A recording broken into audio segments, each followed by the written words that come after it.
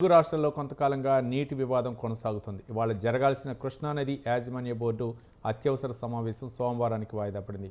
సమావేశం వాయిదాపై 2 తెలుగు రాష్ట్రాలకు కేఆర్ఎంబీ సమాచారం అందించింది. ఏపీ జలవనరుల శాఖ ప్రత్యేక ప్రధాన కార్యదర్శి విజ్ఞప్తిని మన్నించి ఈ సమావేశాన్ని కృష్ణా బోర్డు వాయిదా వేసింది.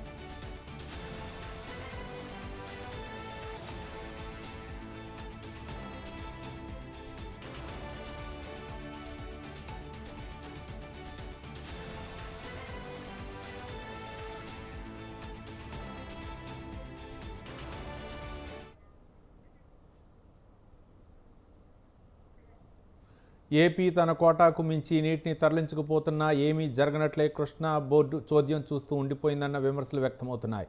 వాటాల ప్రకారం నీటిని తీసుకోవాల్సి ఉన్న ఏపీ ఇప్పటికే తన వాటా 512 టీఎంసీలకు మించి అదనంగా 130 టీఎంసీలను తోడేసుకుంది. అయినా ఏపీని కృష్ణా బోర్డు అడ్డుకోవటం కాదు కదా, కనీసం ప్రశ్నించడం లేదని తెలంగాణ నేతలు ఆరోపిస్తున్నారు.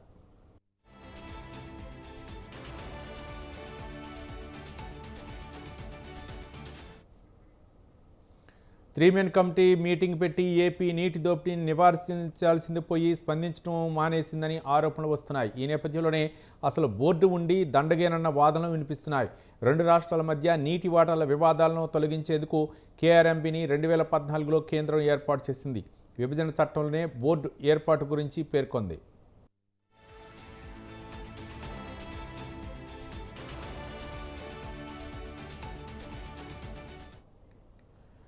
రెండు తెలుగు రాష్ట్రాలు ఎంతెంత నీటిని వాడుకుంటున్నాయో ఎప్పటికప్పుడు పర్యవేక్షిస్తూ కంట్రోల్ చేయాల్సిన బాధ్యత బోర్డుపై ఉంది. కానీ 10 ఏళ్లుగా ఏపీ దోపిడీ కండ్లకు కట్టినట్లు కనిపిస్తున్న బోర్డు ఆ రాష్ట్రాన్ని నిలువరించలేకపోయింది.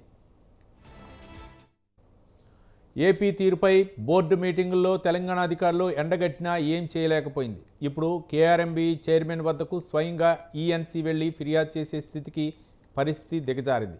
అధికారులు ఎప్పుడు ఏపీ తీరుపై ప్రశ్నించినా ప్రాజెక్టులు బోర్డు పరిధిలో లేనప్పుడు తాము మాత్రం ఏపీని ఎలా నిరోధిస్తామంటూ బోర్డు అంటుందనే వాదనలు ఇరిగేషన్ వర్గాల్లో వినిపిస్తున్నాయి.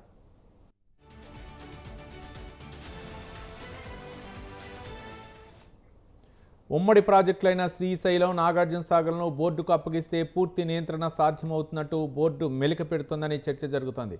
ప్రాజెక్టులను బోర్డుకు అప్పగించేందుకు ఏపీ సిద్ధంగానే ఉన్న రాష్ట్ర సర్కార్ రెడీగా లేదు. బోర్డుకు అప్పగిస్తే తెలంగాణ ప్రయోజనాలు మరింత దెబ్బతింటాయనే ఆందోళన ఉంది తెలంగాణ సర్కార్. ఏపీ ఎత్తుగడ కూడా అదేనంటున్నారు నిపుణులు.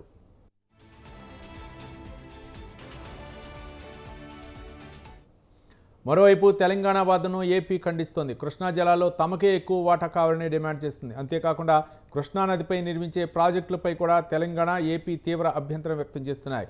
ఓవైపు ఏపీ అక్రమంగా ప్రాజెక్టు నిర్మిస్తోందని తెలంగాణ, మరోవైపు తెలంగాణ అక్రమంగా నిర్మిస్తోందని ఏపీ అంటున్నాయి. దీంతో ఇలా కృష్ణానదీ జలాలపై వివాదానికి తెరపడటం లేదు.